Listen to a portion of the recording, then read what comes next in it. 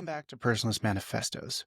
My name is Michael Morelli, and I'm the host of this ongoing conversation about contemplative revolution. You know, it's amazing and terrifying how one small sentence posted online at a particular moment in a particular context can spread like wildfire and result in a book. In this case, it was the sentence, "Jesus was nonviolent," posted on Facebook during the COVID-19 pandemic and the January 6th insurrection that started the fire and led to a book. In this conversation, I speak with Susy Flory and Scott Johanningsmeier, editors of the recently published book, Jesus Was, Not What We Expected, but Better Than We Imagined, where we not only get the origin story for this book, but we reflect on how some of the most important things in life, including the Christian life, can be hidden in plain sight. So whether you identify as a Christian or not, I encourage you to listen to this conversation. It might reintroduce you, or introduce you for the first time, to the revolutionary and kind Jesus, the one who not only was, but is, and is to come. And with that, here's my conversation with Susy and Scott.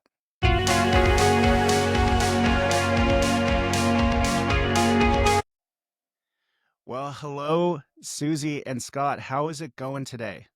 It's going great. Thanks for having us. We're excited.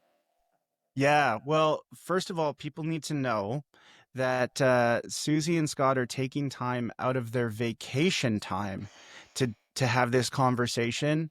We have one person broadcasting from a hotel room and another person broadcasting from an RV. So for people listening and or watching, this is a special treat. It is. Yeah. It is. It's always fun doing it and being able to find these times. Yeah, absolutely. Well, as we normally do on this show to start, I ask the very simple but complex question, who is Susy? Who is Scott?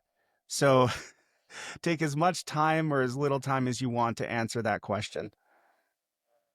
All right, I will take the advantage of age and go first. And I'm a career writer, and I've been writing for a long time. I grew up loving words, loving books, being the kid who liked to hang out at the library and always had overdue fines. Never thought I could be a writer. Never thought I could be in ministry. Never thought I could go to seminary. And all of those things have happened in my life. So I started out writing at a newspaper. I had a journalistic training, which is the deadline training alone, just getting stuff out was so valuable. And the clarity, having to write clearly and having to know your audience. Those are all important things in writing. And now I'm at a place where I've written 20 books, have some bestsellers, went to seminary, met Scott Johanningsmeier there, among other people. And I'm graduating with my doctorate in December, and I am 60 years old. Normally I wouldn't say that, but I'm so excited to be a woman graduating from seminary at the age of 60. You're never too old to do something new and to learn and to grow. I feel like I'm just getting started.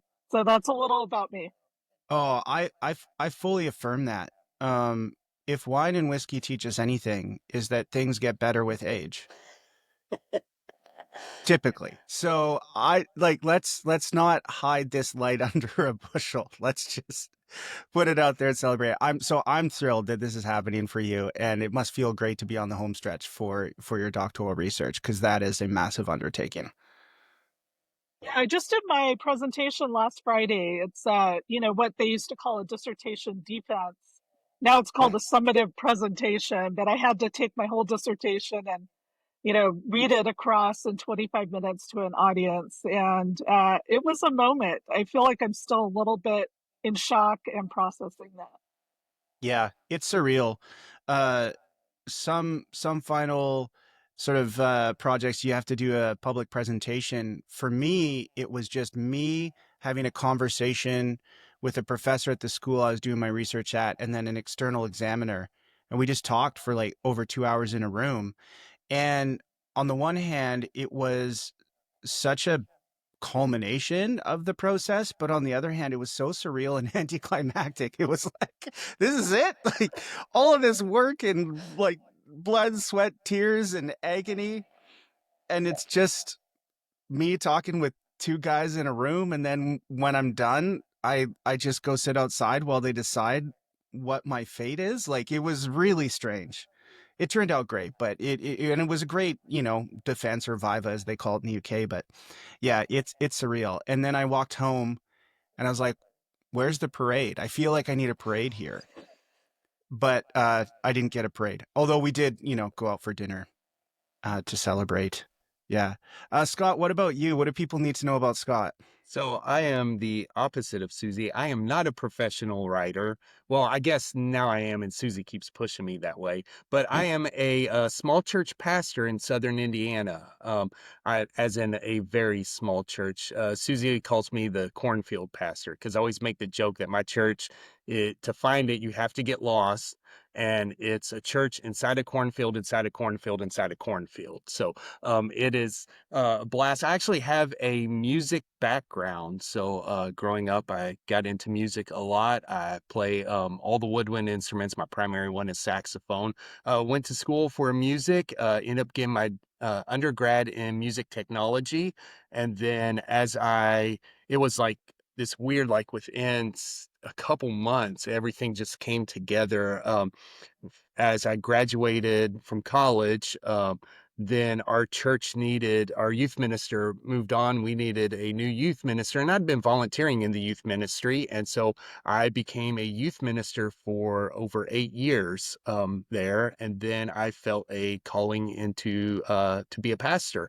And so I started looking at and getting more involved. I stepped down from the youth ministry and started doing stuff in other aspects of the church as well to build that skills. And then the church I'm at, Elizabeth Baptist, their pastor retired and they were needing someone. So I just went and I guess preached there one Sunday, and I came home. I told my wife, I was like, I don't know if it's a good fit. They're a older congregation. I was, in my 30s at the time. They're small, but they enjoyed it. They felt spirit moved. They asked me come back, and soon it's now been 10 years that I've been there, pastoring this small community church. And so it's been an absolute blast. But because of that connection with our church and I'm a Baptist, and in our state, Baptist in Indiana, we had the connection and had a program that enabled me to go on and get my seminary degree at no cost to me as part of our That's great. state. So it was a big blessing. It was the only way that I could do it. And so was able to go to Northern, study under great professors like Scott McKnight, E.J. Gupta, Len Kohik, and meeting some wonderful, wonderful people like Susie. And most of our contributors on this book were either graduate from Northern or took some classes at Northern with us and everything. And so I met these wonderful people, and just going through. And as I said, Susie's now pushing me to write more, and I'm kind of enjoying it and diving in and having some plans. So this has been an interesting thing for me because this is the first time I've ever published a book. So seeing the whole thing from beginning to end has been very exciting. Yeah. Oh, that's great. I think it's really wonderful when professors invite students into the publishing world and provide opportunities, with a bit of guidance and a bit of a safety net to just get into it and learn how to do it. Because it can feel so overwhelming, and sometimes you're like, how do I even get my foot in the door? Once I do, like, how do I start? How do I finish? All that sort of stuff. So that's great. Uh, your church sounds really wonderful. And being so embedded in cornfields, you probably are so set up for like the annual corn roast things Oh, that churches often do, or like corn mazes. Like you don't even have to drive. You no, have ample corn within the vicinity. A lot of churches would love to have that set up. yeah, the nearest structure is about a half mile down the road. You can see it from just down the road. Everything else is just field. That's I awesome. think right now we're on the bean rotation. So we don't have corn right around the church right Oh, now. okay. We're rotating crops, and I think the one closest to us is on a bean right now. So Okay. Well, I'm sure you can figure that's out something to do with the beans.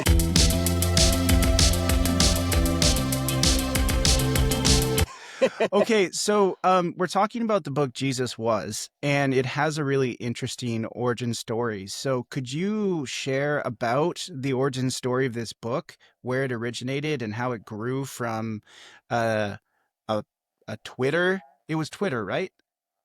That it It started, started Susie? on Facebook. Oh, Facebook. Facebook. Right. Okay. Yes. So I have a love-hate relationship with Facebook and a lot of Mm, social media, as many of us do. You can see the good part of it, and you can see the problems, which seem to get bigger and bigger over the years. Facebook has this tremendous amount of power. It's unbelievable when you read up on them, the status of what started as a little college experiment. So I've been on Facebook for a long time. I first got on it to spy on my kids, who were teenagers at the time. So I signed up as soon as I could, just to kind of keep an eye on them. Then it was fun, to see pictures and share pictures and find people, long lost people that there seemed no other way to connect with. It is truly a place you can connect. And so I've been using it a long time.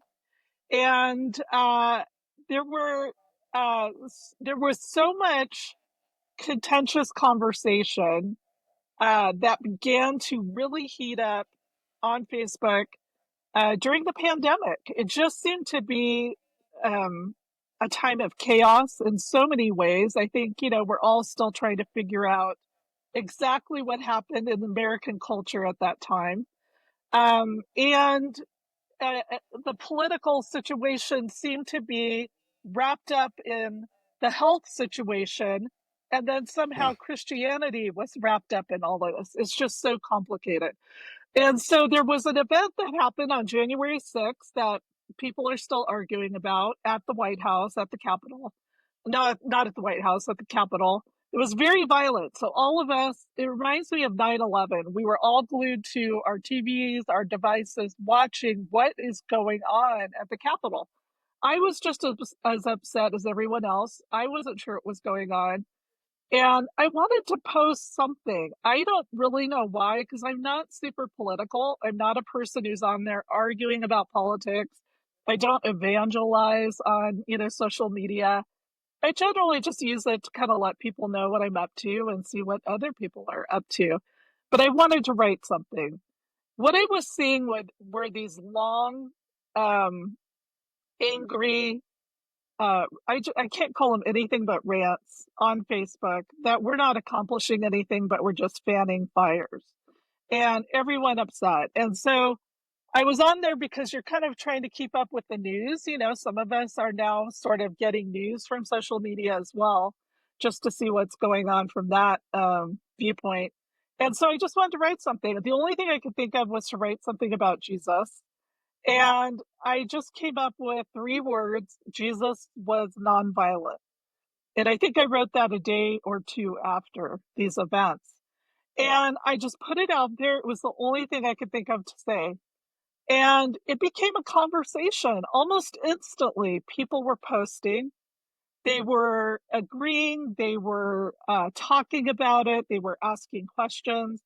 I knew some of the people, and not all of them were Christians or were, maybe they had been deconstructing, were angry at the church. I just happened to know them. Uh, I think one or two were kind of angry, and said something kind of rude. Most people just wanted to talk about that. And it seemed like a safe place, like a little sanctuary for a moment to look at something far more important than, what they were seeing. And it surprised me. So because of that response, I thought, well, I could come up with another one of those. So I did it again the next day, same kind of response. And I ended up writing 3, 4, 5 word posts, always starting with Jesus was, for 30 days. And it just became a conversation and a safe place in a very chaotic, unsafe feeling time. Yeah. Yeah, well, as you pointed out in the start of your response, right?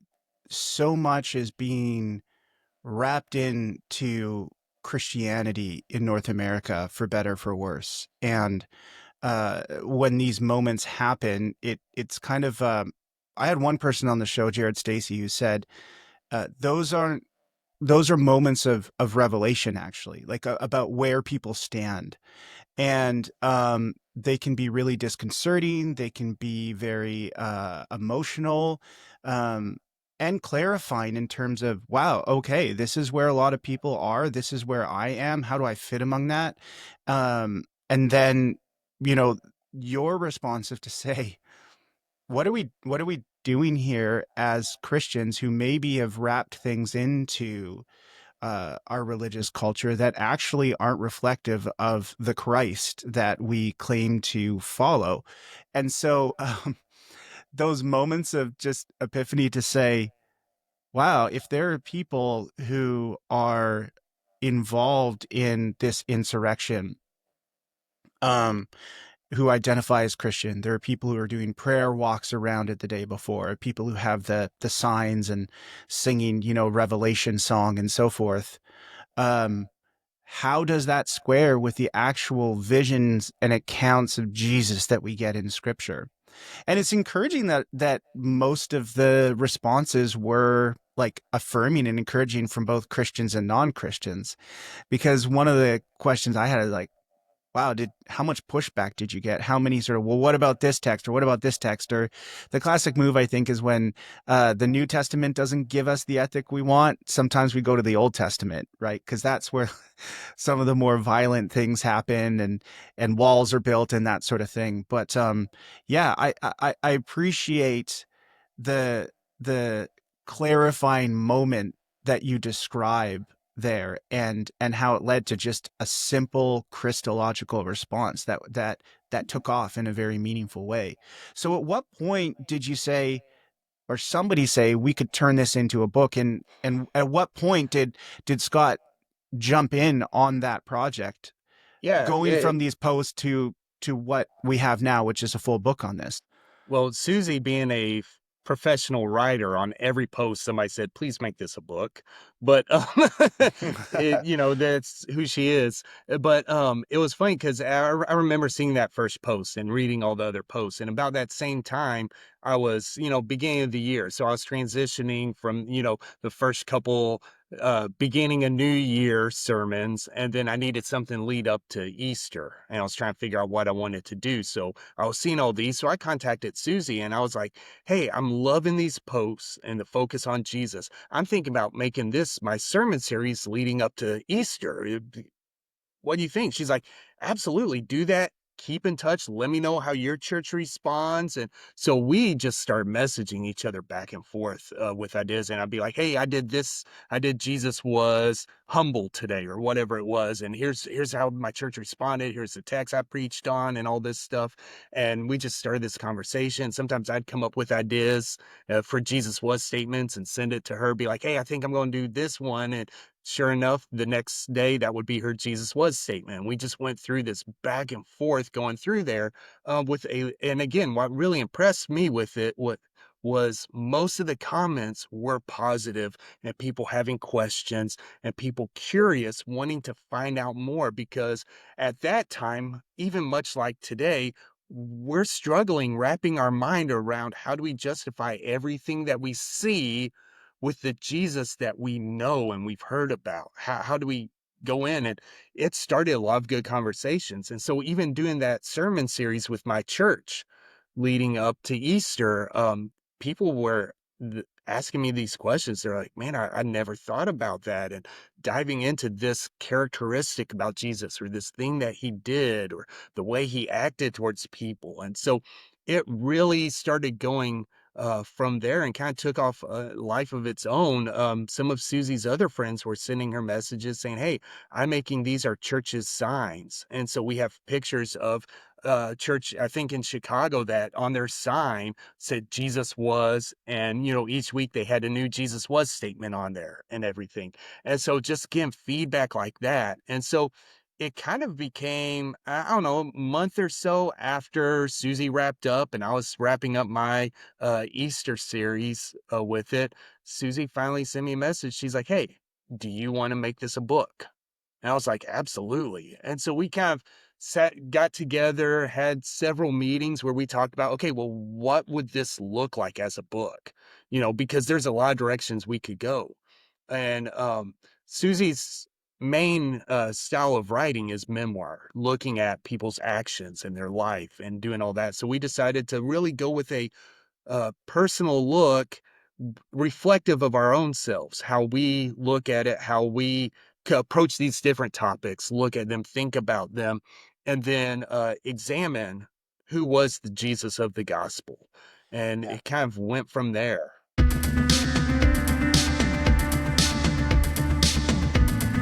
As I read the book, I I started to think about like how would I describe this to people? And there is an academic element to it for sure, but it's accessible and the chapters aren't long in the way that a more typical academic, monograph would have. But it's also not a devotional. So then I was like, this is formational. So there is a devotional component. Like you could read this throughout the year, but there's more of a academic approach to these reflections on Jesus, where I ultimately concluded, and tell me if you like this conclusion, but I was like, this is a properly formational or Christo formational text. You examine these different uh, uh, portraits of Jesus throughout Scripture, and as you reflect on them and you situate them within the context, it actually is provoking thoughts in you, and forming you as you go through it. Is that the right conclusion? Am I on here?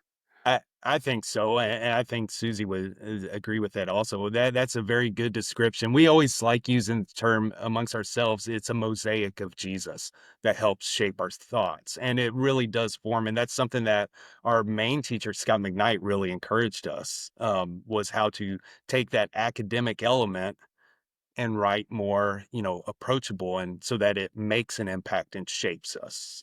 What do you think of that, Susie? I have struggled the same, Michael, with how do I describe what this book is? Because it's not a devotional, even though it kind of looks like it with the chapter numbers.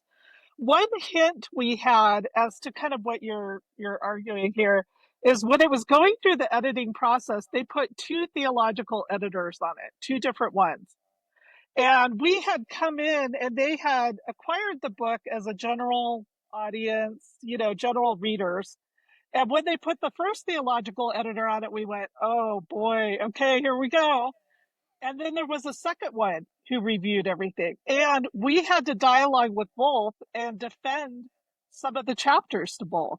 And it became this big discussion. You should see the track changes comments where we were all, I mean, at times arguing in a very friendly, collegial way, some of the things that were written about in this book. And so I was a little discouraged by that. I complained to Scott here, and Scott said, this is exactly what we want this book to do. And it's Mm, starting with the editors. yeah. So after that, I began to see it a little differently, that this really is a conversation about Jesus that we are having internally with Jesus and about Jesus. We're each tangling as authors with who Jesus was, what he meant, what he did, how do I apply that? We just were deeply engaging, I think. And I feel that comes through in the book. And I've just recently been kind of processing that because I read it myself recently as a reader. I'm still reading it towards the end. I could not rush my way through it. I mean, things were hitting me and I was underlining it.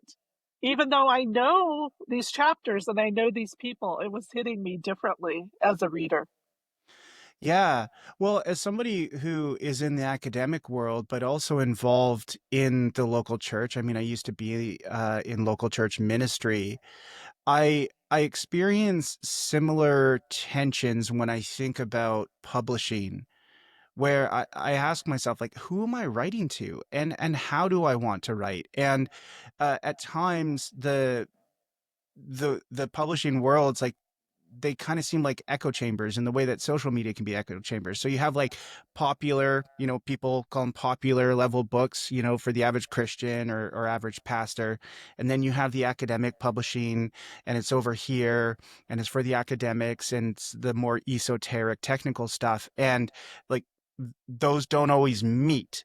And when you try and pull them together, it it's not always received well because it's not academic enough for the academics, but it also might be a little bit too technical or a little bit too out of the comfort zone of people who just want maybe the sort of popular read and the same thing said just in a little bit of a different way.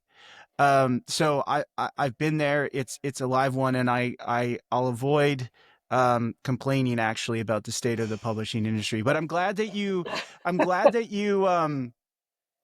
found, a sweet spot with your editors. And I've had great experience with editors. This isn't a complaint. It's more about just like the macro level and the divides and all that sort of stuff. But it's interesting because one of the questions I had is going back to these positive responses you had from people, people putting up signs in churches or like, wow, I've never thought about that. Like, it really makes me wonder, like, what were people preaching in churches then? Like, what were we doing in the sense of like, as you said, see, like this is hidden in plain sight. So it's not like it's new information per se, but just going through this process of like posting about it to turn it into a book, sermon series, all that, it's like people are discovering this for the first time, and assumedly a lot of these people are Christians who have been in churches uh for at least minimal to moderate period of time.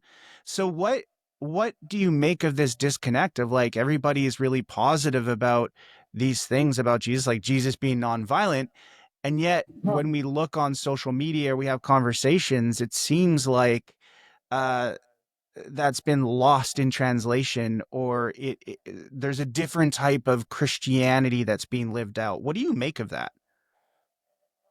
I feel part of it is normal. I mean, we're humans and we forget things. I used to be a school teacher and I would teach 16 to 17-year-olds English and how to read a book and how to write a paper. And literally every year I had to review the parts of speech, how a sentence is put together. They come in having had this year after year after year. And yet again, here we are. What's an adjective? What's an adverb? All those things. So I think part of that is normal. And I think that if we don't tell the stories of who Jesus was, what he said, what he did, and we don't tell those over and over, we forget. And I think a lot of times we think growing as a Christian, maturing, going to church means knowing the big ideas and the big concepts, being exposed to those in bite-sized pieces that we can write down in our notes or fill in the blanks. And we just forget to tangle with how new Jesus was, how complicated, simple yet complicated, how nuanced his stories were. There's no end to getting to know Jesus and how he's portrayed in the Gospels and tangling with him. And I don't know. Do pastors get bored? I don't know, Scott. That's a good question for you. Do pastors Well, get bored talking about it Jesus? the thing is, it becomes familiar. It's like when you watch your favorite movie. And, I'm a big Star Wars fan. I can sit down and watch them, but I've watched them so many times that I found myself at times falling asleep during the movie and waking up and knowing exactly where we're at and what the next line going to be said is, even though I slept through it. And I think that same thing happens when we recount the stories of Jesus. We know this story, so we skim over it. And we just have this culture where, okay, I know the story of Jesus feeding the 5,000. I know the story of Jesus walking on water. I know this. Although you ask people, hey, tell me this story. and they mix up because we've got the different gospel accounts and we get the different elements and mixed up from this story to that story, or we drop out something or we blend the two together, that we've become so familiar with it that it's easy to jump over it. And I think that's what we're really trying to do. And even as us, all the contributors who were in seminary studying this, who have graduated seminary now and are just going through, we had to slow down our reading and really dive in. And I know for me, and several of the contributors have told me this also, that when they slowed down their reading, that they were finding stuff that they just skipped over before because it wasn't the meat of the story. Here's the big element, but just the little details and finding the nuances that we want the big picture, but sometimes we got to slow down and say, wait a minute. Jesus did this while that person was there, or Jesus said this to this person, but not that person. Why that? And just going through. And so it really is. So, yes, we do get quote unquote bored with Jesus because it's so familiar. But then when we really, really take the time, because I'll go back to the Star Wars reference, watching it with my daughter for the first time through her eyes was amazing with any of the movies that I'm so familiar with and know inside out. When she sees it new, seeing it in her eyes helps me to see it new. And I think that's the same thing when we read the gospel. We have to read it, as Susie said, new every time, or we'll miss how Jesus is speaking to us, how the Spirit is leading us, because we're so comfortable with it. Yeah. Oh, I really appreciate that because I think it both both of your responses really track, I think, with one of the primary motifs of the story of the people of God from Old Testament to New, which is that I say this all the time, that remembrance is a perennial problem. And that's why so many of the Psalms are Psalms of remember what God did, remember what God did, remember what God did. Or when some of the major figures are in trouble, they don't pray, get me out of this in the present. They start by reflecting on things that God has done in the past, which has bearing on what God will do in the present and the future. And I mean, this is one of the core uh, tasks of the prophets, is just to tell people that they've forgotten stuff that are core to the story, core to who God is. They've become bored with it, or they've just plain forgotten because the demands, the stresses, the threats of life have caused them to forget. And that's where things really start going bad with the people of God.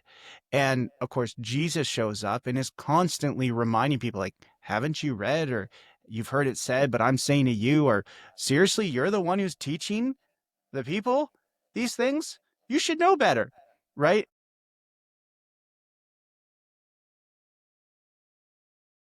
Now, in terms of like the contributors to the book, like there are a lot of people contributing chapters to this book. I didn't count how many, but it seemed like it was over 30. So what kind of range of people is it academics, pastors? Like what sorts of people are offering their insights in this book? Well, We there's had, oh, go ahead, Scott. Oh, okay. I mean, it is a wide range of people. And as I mentioned earlier, every person there was in class with us at Northern Seminary. Okay, right, But they're not all geared. They all weren't there to be pastors. There's right. some of them who are mothers who just wanted to explore their faith deeper and went to seminary. We've got people from all over the US. We got people from Canada. One of our contributors from Australia and ended up going seminary with us in North America. And we've got a bunch of women, men. We've got people of all different denominations that are part of this. Even though Northern is technically a Baptist school, I think I'm the only Baptist who is one of the contributors. So it's a wide range of people, all walks of life as well. We've got grandparents, we've got parents, we've got new parents, we got, it kind of gives the range. Susie likes saying, emphasizing that we've got everything from boomers to, millennials and Gen Z and just everything going on here. So it is a diverse range of people, and I think that's really one of the benefits and strengths of this book, is because it's not just Susie and myself writing this in our own voice and our own experiences. We could have written this book by ourselves, but it wouldn't have had the same standing, because if we're looking at Jesus, who Jesus was, Jesus speaks to each of us in different ways at different times that matter to us. And so we kind of did just go through and open up these chapters and say, hey, here's these Jesus was statements. What do you want to investigate? And everybody said, oh, I want this, and it all kind of worked out really well, that everybody got their first choice and almost everybody got their second. It was just amazing to see how everything that Susie and I had talked about, thinking about, we need these different voices for the different stuff, kind of played out as we were putting this together and seeing that. So it was really interesting. And I don't know, Susie, what do you think about all the diversity of our group? Yeah, I totally agree with Scott. Scott and I are a good example of this. I was living in San Francisco in a high rise at the time. And, as far from a cornfield as you can get, I didn't never understood the Midwest jokes and the food and, I just totally different backgrounds and cultures. And we came together in this place. And as you were talking, Michael, I was trying to think, what do we all have in common? I think we all wanted to know more about Jesus, and that's a beautiful thing. I think also we all had, whether we're introverts, extroverts, activists, writers, nonprofit people, ministers, I think we all have the ability to hyper focus. I really think that's a common denominator. Yeah. And I think, it goes with academia, it goes with being a writer, stand up comedian. You can hyper focus on a subject. So I think we hyper focused, each of us, on an aspect of Jesus, meditated, riffed on it, dreamed about it, wrote stories. I think that's kind of what we have in common. I don't know that we have anything else in common besides Jesus and hyperfocus. That's enough. I mean, that's enough for a book, and that's enough to plant a church. And I think these days, with all the distractions, to do any sort of creative work requires some sort of hyper focus capacity. I Yeah, that's what hyper focus is, one of my spiritual gifts. Like, I could literally lock in on a book or write. I mean, my wife will tell you this. The house could be falling down and I would not notice. It's yeah. So you both contributed chapters. So what what themes did you choose, and why did you choose those ones among the many that you could have chosen? Hmm. My two were Jesus was for women, which is something that I have been interested in since I could, you know, read the Bible for myself. Um, and I grew up in a very fundamentalist context where I thought that parts of theology, well, I thought all of theology was really reserved for men. I thought seminary was reserved for men. I thought deep study reserved for men, and women were in the nursery, in the kitchen, that sort of thing. So that this was just a natural for me, and I focused on Mary Magdalene and her encounter with Jesus in the garden. There's something about that where he stops, he hears her, he notices her.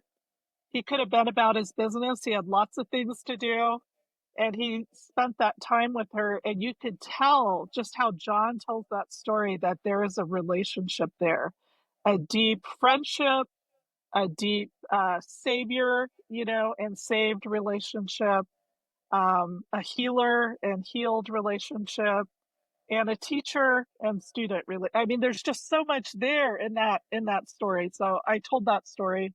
My other chapter that was the one I started with was called Jesus Was New. And I just had this moment where I realized, what we've been talking about, all of this feels so old to us because it's been talked about for 2,000 years. When it was new, I mean, I don't know. It's just the news that people would get and how that must have shined a light, in a dark place for them under the thumb of the Roman Empire or wherever they were in the world when they heard that news. And we have forgotten what that feels like. Sometimes you get a glimpse of it when you're talking to someone who it is new to, when someone is new to Jesus and they've, experienced a moment, they've been healed, they've been seen, they've been heard, they've connected with Jesus. You get glimpses of it, but I just wanted to try to capture that feeling and the idea of Jesus was new. And I compared it to painting my kitchen cabinets, which is probably a little heretical. It was the best example I could come up with at the time. Yeah, yeah, maybe, but also I feel like that even is biblical because so many of the parables are just day-to-day things. And Jesus just pointing something out and saying, "Hey, check this little thing that you just take for granted and don't take seriously. This is evidence of the kingdom." Or here's a story that we can all relate to because it's very common in everyday life. So I don't think it's heretical, Susie. I think it's biblical. I think it's theological that you found a way to incorporate painting your cabinets. And I do. I mean, I think this is what it means to be creative. Like I'm doing a I did a presentation recently on AI and theology, and a core piece of that presentation is analyzing the film Wild Robot because I watched it with my kids, and I was like, "Whoa, this film is really good." And then we read the stories, and so it's like, "Oh, well, that's a kid's story." I'm like, "This is one of the best treatments of AI I've encountered in a very long time." So, I don't know. I think God is so present in, yes, the big stuff, but also in things like watching animated films with your kids or painting your cabinets. Like news flash, he's that big. He's that present in the day to day. So I think it's good. Thank you. What about you, Scott? Yeah, for me, the first chapter I wrote is called Jesus Was a Servant. And this is deeply personal to me because I come from a family of handymen. My grandfather was this town's handyman, again, a small town. And I mentioned it in the book that at his funeral, we were reflecting on there probably wasn't a house in their town that he did not touch. He was I remember being a kid going up, spending the week at grandma and grandpa's. And one day, grandpa had to go fix someone's toilet because it was, and he was just, oh, he was there where, hey, so-and-so's having this problem at their house. I'm going to run over there and help them out. And just seeing that his servant heart was there. And it, he wasn't rich. He didn't do this for money. He did this because these were the people that were in his town, his friends, his neighbors, the people he loved, and he had the ability to do it. And so he would do that. And then my father has that same characteristic. And I remember as a kid myself being up on people's roofs, helping, fix their roofs or going. Well, I remember a time when our church, we had a new pastor coming in. And so I went with dad to the house they purchased and we did some repair work on the house before he even showed up. And so we were there doing stuff. And so even myself, uh, I'm a hands-on type person. I want to serve, I want to do stuff, I want to be there, and I'm willing to help. And so the idea of servanthood was deeply personal to me. But then I started investigating what that means to Jesus because we hear Jesus say, I didn't come to be served, but to serve. And we see this on and on and on and diving in. And it's one of this chapter in particular for me had the most of those moments where when I slowed down and I read something, I was like, I've missed that. Oh my goodness, this changes the way I look at it. And Mhm. it became deeply moving for me. And, so it was very much a personal, but the Jesus that I know that I've seen lived in my family's life is a Jesus of servanthood. Even today, my dad's retired, and what he does in retirement is he works on his church's home repair ministry. And that's what he does because he wants to serve. And so that was the first chapter I wrote. The second chapter I wrote was called Jesus Was Recentering the Commandments. And it's really focusing on the greatest commandment, love God with everything you have and love your neighbor as yourself. Everything can be summed up in those two ideas. And for me as a pastor, that's something that I have to remember because I could stand up every Sunday and I could preach deeply theological, deeply technical stuff and really dive in and pound on it hard and get into all the nooks and crannies of it.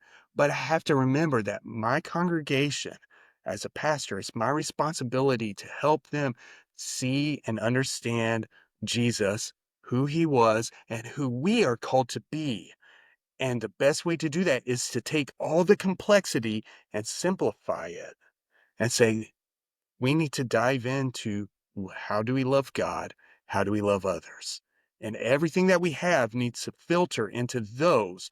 We can get in, and as theologians, we love the arguments and the back and forth and the nitpicking and going back and forth. But the ultimate question is, are we loving God?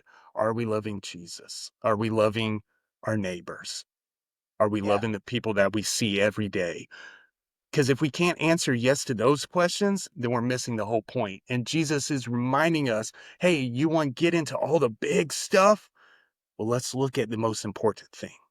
Answer these two questions, and then you'll be able to understand who I am and what it means to follow me.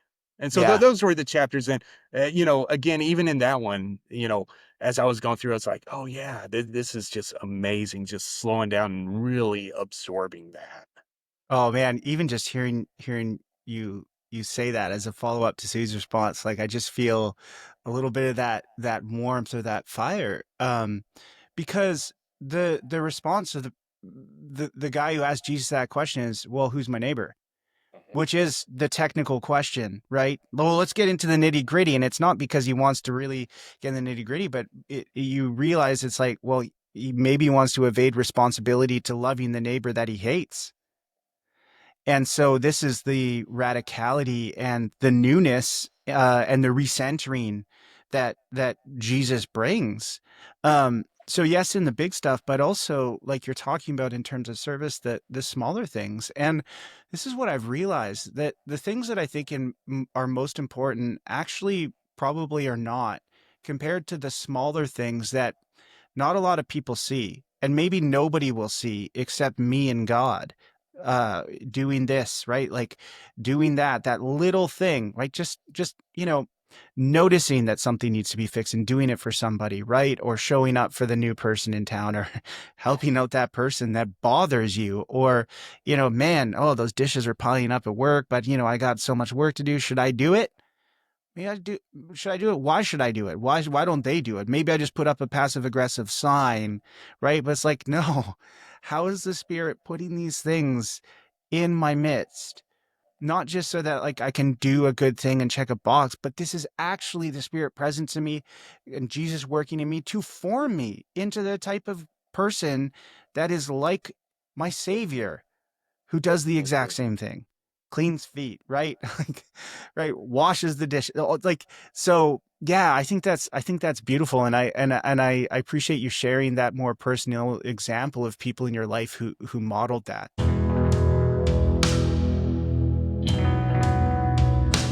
So just one more question I had for you. Near the end of the book, you make the shift from Jesus was to Jesus is. And this reminded me of Dietrich Bonhoeffer's famous question in Letters and Papers from Prison, is the who is Jesus Christ for us today? Right. So you spend a lot of time in this book talking about who Jesus was and then thinking about how that applies to today. Um, and then you make this shift to the present tense, right? And so if you were to say, um, who is Jesus for us today in light of this project that you have done, how would you respond to that question? Yeah, I think it's important. And if we jump back to the original post that Susie did, that was the other thing that was mentioned on every post. People would say Jesus is, always affirming what it is, but always putting a present day element. And I think it's important because we so often want to know who Jesus is for me. And we want to have that answer that we skip over, but who was Jesus on earth? So as we've looked at this and explored these ideas of Jesus was and all these different characteristics and elements and things he did, now we can ask, having reflected upon that, who is he today? Which then also gets to who am I as his follower? And so there has to be that shift because we can't just isolate Jesus was XYZ, but I'm one, two, three. As followers of Christ, he's alive in us today. We are in him. He's in us. We see that over and over in the scripture and in the way we live. But we have to know that example of who he was in order to know who he is today. And it's one of the things that, as a pastor, that we wrestle with our congregation. As a father, I wrestle with my children of trying to teach, hey, in order to know who and what our faith is today, we have to know who Jesus was. And only then can we truly wrap our heads and our hearts around who he is in our lives today. We can't have who he is without who he was. Because if we do, if we dive into and only want to know who he is today, then we're living on traditions and commentary from others without actually going to the source. We're getting all this secondhand stuff without actually holding Jesus himself. And so that's why we wait in the conclusion chapter is called Jesus is. Why the life of Jesus matters. And that's really it, because if we don't have that first, we can't understand it today. Yeah. Yeah. That reminds me of one of my favorite comedic renderings of prayer in any film, which is the prayer scene in Talladega Nights. Do you know what I'm Yep, talking yep, about? yep, yep. Where it's Dear baby Will Ferrell Jesus. as Ricky. Yeah. Dear big old baby Jesus and your golden fleece diapers. And then of course Cal McNaughton Jr. jumps in and talks about how he likes to picture Jesus, and he's at a Leonard Skinner concert and he's got a tuxedo shirt on and whatever. But what I love about that scene, other than it being so funny, is it's like this is precisely what we do in total seriousness all the time. We pray to a Jesus that is created in our own image, and we allow ourselves to be shaped by that and live accordingly. And so I think you're totally right to ground it in, yeah, but what what are the gospels actually telling us about who he was? Like, not what you think, not what you want, but who does he disclose himself to be? And what does that say for us today and in the future? I think that's beautiful. Yeah, Susie, what about you? How would you respond to that question? I'm just thinking of our most controversial chapter, and I'll Ah, share that with you. We don't really talk about it publicly, but our most controversial chapter was Jesus was a friend to sinners and outcasts. So it's very palatable, very easy to say Jesus was kind, Jesus was forgiving. We know those things, we love those things. We can still tangle with those things, but Jesus was a friend to sinners, and he wasn't expecting them to come to him fully formed, fully purified, fully, he hung out with them when they were still sinners. He hung out with outcasts, and that made everyone so angry. They didn't like it, they didn't want it to happen, and this is what we're called to do. So this is a really hard one, I think, for us in this culture. Christians want to stay in our bubbles. We want to stay pure and clean and with our people, our tribe, our so-called tribe. And this is a hard, hard calling and a hard word. And so that's where I'm landing as we're talking about this. What is a Christiform life? You're a friend to sinners and outcasts. And it doesn't just mean giving them $1 as you walk down the street. It's a deep and complicated and hard calling, I think. yeah, yeah, 100%. I mean, and this goes back to this this theme of love, right? If I don't have love for the person, um not okay, I'm in a position of superiority and I'm looking down on you and I'm taking time out of my day because I'm such a virtuous person, but I am on your level, right? As also someone, yes, who may be a disciple but still messes up, right?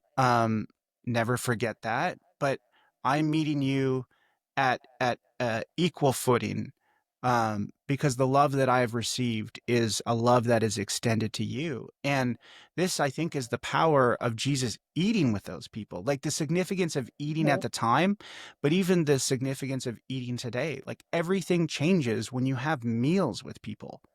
I always say this, like, you know, if you want to know whether or not your church is healthy, just ask, are people eating together? And if they're eating together, do they all look the same, talk the same, walk the same, or move the same, come from the same social background, ethnic, right? Whatever is like, because Jesus is constantly meeting people at the table, and the only precondition is just coming saying you need him. That's it. That's all. And it's not our job to tell people how they need Jesus. That's between them and Jesus. But the call of Jesus is just say you're willing to sit with him and learn from him. That's it. And just love on people, because that's the love we received, and that's the call of love that, we're called to extend. Again, even to the person that we've grown up hating, or makes us uncomfortable or angry or makes us want to be violent. I mean, that's the difficulty of it. And it's like, wow, that is impossible. And he's just like, yep, but with me it is, right? And that's the hope we have. So thank you for the witness that this book is. Thank you for this conversation. It's been really wonderful to hear about the book and reflect on it with you. So thank you for your time and taking time out of your vacation schedule to have this conversation. It means a lot. Thank you. It's been a wonderful conversation. I know we've been trying to get this scheduled, and I've just had a blast and really enjoyed the deepness of this conversation as well. Oh, thanks. Thank you, Michael. I agree. And sometimes when you've been to seminary, it's so easy to talk about, like you said, the more esoteric things and the ologies. It's hard to talk about Jesus and who he was and who he calls us to be. It's not as easy. Yeah. Yeah. But that's the most important thing to talk about. Okay. Well, thanks. Talk soon.